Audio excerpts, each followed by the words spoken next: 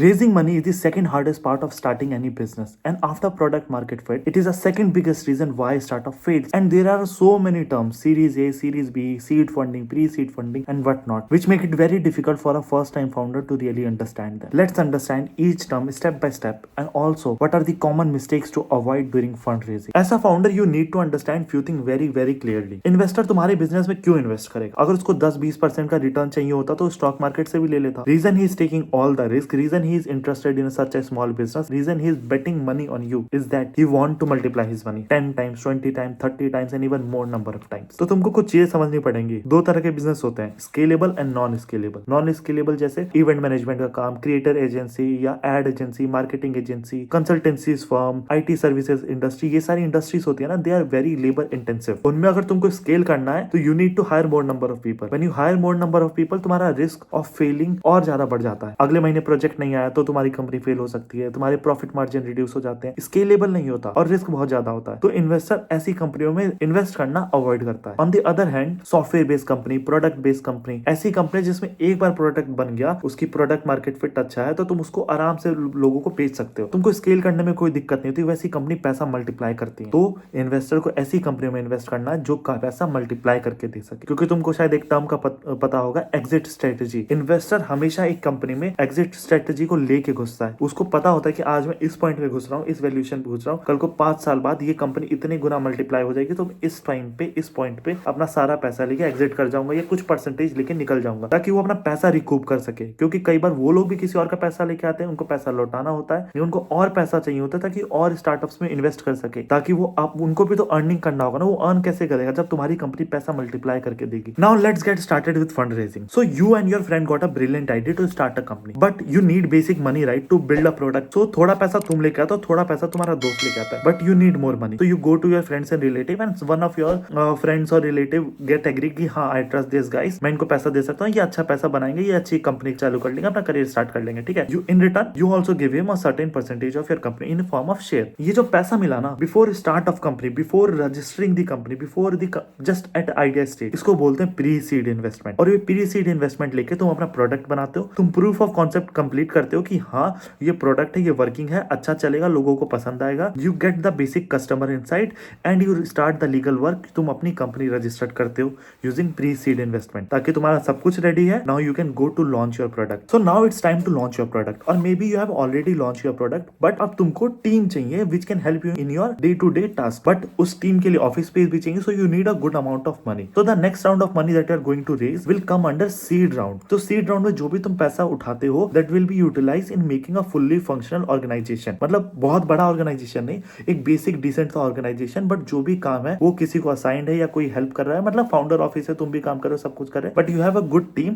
तुम्हारा product market में है, मार्केट से इनसाइट्स आ रहे हैं, and you are improving your product day by day. अभी तुम स्केल अप नहीं कर रहे हो, अभी सिर्फ और सिर्फ तुम प्रोडक्ट इंप्रूवमेंट और एक कंपनी को प्रॉपर स्टैब्लिश करने में उसके रूट स्टैब्लिश कर रहे हो. तो यहाँ पे जो पैसा आता है that will come under seed round, और जो पैसा देने वाला इंसान होगा वो होगा एंजल इन्वेस्टर. एंजल इन्वेस्टर कौन होगा? Angel investor will be somebody who has already been in your position, he understand you, और he is in the same market, या he knows the market very well. Because तुमको यहाँ पे पैसा तो चाहिए, but you need someone who can give you a valuable advice. Since you are raising serious money for very first time, I think you should consider this 5 points very well. पहला, तुम्हारा सारा पैसा एक इन्वेस्टर से नहीं आने वाला है, तो किसी भी टाइम पे 2 या 2 से ज्यादा इन्वेस्टर से बात करते रहो. सेकंड पॉइंट, रेजिंग मनी उतना खूबसूरत नहीं दिखने वाला है जितना टीवी पे दिखाया जाता है. हो सकता है तुम कैफे में, जूम कॉल पे, नॉर्मल कॉल पे कंटिन्यूअसली इन्वेस्टर से बात कर रहे हो, महीनों तक बात कर रहे हो, स्टिल वो तुम्हारा फोन काटना चालू कर देंगे, वो तुम्हारा फोन उठाना बंद कर देंगे, तुमको सीधे मना कर देंगे. थर्ड पॉइंट, तुम जो भी पैसा उठा रहे हो उसको प्रॉपरली प्लान तरीके से उठाओ. एक बार में सारा पैसा उठाओ एंड देन उसको स्पेंड करो अच्छे से. बिकॉज 1 साल बाद अगर तुम सेम वैल्यूएशन पे किसी दूसरे इन्वेस्टर के पास जाते हो या बिना किसी प्रोग्रेस के किसी इन्वेस्टर के पास जाते हो, तो you are in a very bad shape. तुम बहुत ही अगली सिचुएशन में फंस चुके हो. चौथा point, remember only to reach out investor when you are fully prepared. Because एक तो इन्वेस्टर से बात करने को सबका मौका नहीं मिलता. ठीक है, तुमको मौका मिल रहा है, उसमें भी अगर इफ यू गो अनप्रिपेयर्ड, वो तुमको रिजेक्ट कर देगा. और रिजेक्शन से दिक्कत नहीं है, उसका rejection might influence the other investor decision. वो लोग इन्वेस्ट करने से पहले डरेंगे, सोचेंगे कि भाई इस बंदे ने क्यों रिजेक्ट करा. ठीक है. फिफ्थ पॉइंट, सीड फंडिंग के टाइम पे कंपनी बहुत ही ज्यादा इनिशियल स्टेज में होती है. तुम प्रोडक्ट बदल सकते हो, आइडिया बदल सकते हो, कंपनी को पूरा पिवट कर सकते हो. तो इन्वेस्टर जो भी बेट करता है वो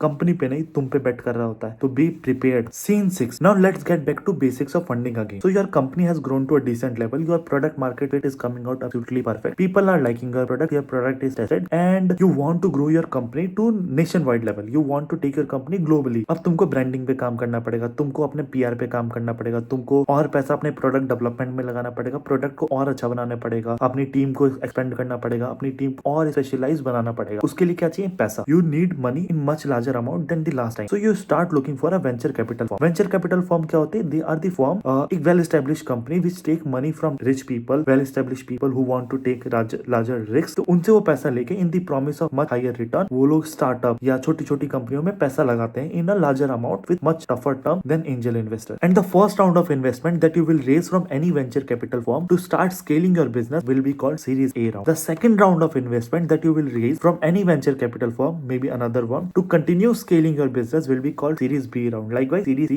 D, E, F. Remember, at each round you are supposed to increase your valuation. You are supposed to increase your revenue number. Your sign of profitability should increase. You should be able to show that you are growing because venture capital firm also want to multiply their money. Remember, always be honest with your venture capital firm. Always be truthful because they are not good with technology, but they are damn good with people. जो तमाशा तुम आज कर रहे हो ना पहली बार life में, वो तमाशा डेली देखते हो, 1000 बार देख चुके हैं. So be truthful, be honest and keep growing. After series A, series B, series D, एक लंबे अरसे के बाद अच्छा खासा मेहनत करने के बाद अब एक ऐसा टाइम आ गया है जब तुम्हारी कंपनी के लॉसेस कम हो गए हैं और तुम्हारी कंपनी अब प्रॉफिटेबल हो गई है. तब तुम जाते हो आईपीओ के लिए. उस आईपीओ में जो भी तुम पैसा रेज करते हो या तो वो कंपनी की ग्रोथ के लिए जाता है या इन्वेस्टर को एग्जिट के लिए जाता है या दोनों के लिए जाता है. एंड इस चीज के बाद अब तुम्हारी कंपनी हो गई है स्टेबल. अब वो तुम्हारी कंपनी रेडी हो गई एक लॉन्ग टर्म गेम खेलने के लिए, जिसमें अब तुम्हारी कंपनी हर साल एक अच्छा खासा प्रॉफिट बनाएगी. वो अपने इन्वेस्टर्स को, अपने शेयर होल्डर्स को अच्छा खासा डिविडेंड ला के देगी. अब तुम एक सक्सेसफुल फाउंडर बन चुके हो, अपनी कंपनी को एक अच्छे लेवल पे ले जाकर पहुंचा दिया. अब तुम यहाँ तक आ गए हो तो कुछ बातें और सुनो. ऐसा कई बार होगा जब वेंचर कैपिटलिस्ट के साथ तुम्हारा नेगोशिएशन फंस जाएगा, तुम नेगोशिएट नहीं कर पाओगे. तो उस सिचुएशन में एक चीज ध्यान रख, एक average founder is much more smarter than an average VC. तो उस टाइम पे तुम वही करो जो तुमको सेंसिबल लगे. उस टाइम पे तुम उसी तरह डील करो जब तुम हर बार एक अनजान सिचुएशन में फंस जाने पे करते हो. जो तुमको ऑड लगे उसको पॉइंट आउट करो, जो तुमको गलत लगे उसको पॉइंट आउट करो और क्वेश्चन पूछो, बाकी लोगों से डिस्कस करो and take the bat. Don't keep fitting. Point number 2, कभी भी फंड रेजिंग को अपना मेन जॉब मत बना दो. ऐसा बहुत बार होगा. Fund raising is not at all easy. Fund raising बहुत ज्यादा डिफिकल्ट है. इसीलिए ये सेकंड मोस्ट रीजन है कि स्टार्टअप फेल क्यों होते हैं. ठीक है, तो फंड रेजिंग में जब भी तुम लगे हो, make sure you keep on working on your startup. अब तुम्हारा स्टार्टअप मेन जॉब है, फंड रेजिंग पार्ट टाइम में करो. बिकॉज अगर तुमको फंडर मिल गया, तुमको इन्वेस्टर मिल गया, तुमको इन्वेस्ट करने वाला इंसान मिल गया, लेकिन तुम्हारी कंपनी ने लास्ट कुछ टाइम में कोई ग्रोथ शो नहीं करी है, तो तुम फंस जाओगे. वो इंटरेस्ट लूज कर देगा, वो इन्वेस्ट नहीं करेगा. इसलिए अपने स्टार्टअप को प्रायोरिटी दो, उसको मेन जॉब बना कर रखो. देन उसके बाद तुम्हारे पास टाइम बचे तो फंड रेजिंग के लिए जाओ. थर्ड पॉइंट, अपने और अपने को फाउंडर के बीच में इक्विटी ढंग से स्प्लिट करो. जो भी फेस ऑफ द कंपनी होगा, जो भी ज्यादा रिस्पॉन्सिबिलिटी ले रहा हो, he should get a better share of funding. Sorry, he should get a better share of share holding. Okay. और तुमको अगर ये सारी वीडियो, सारी बातें अच्छी लग रही हैं, you want to gain more learning in the field of startup, तुमको स्टार्टअप के बारे में सीखना है, तुमको मेरी वीडियोस अच्छी लग रही है, तो प्लीज सब्सक्राइब, ताकि मुझे भी मोटिवेशन मिले, ताकि मैं ऐसी ही अच्छी वीडियोस बनाता रहूं.